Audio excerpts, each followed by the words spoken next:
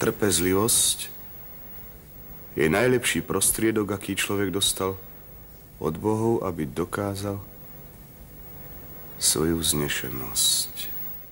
Týmito slovami sa obrátil na Mecéna a na mňa.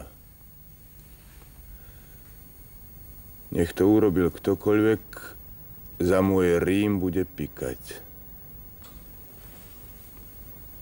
Slza nezostane nezotretá, krv nepomstená.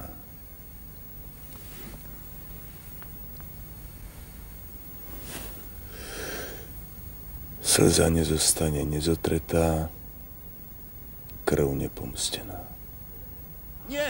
Vždy som chcela žiť v Ríme. Držala si ma tu, aby si ma raz použil pre tie svoje špinavé bachinácie.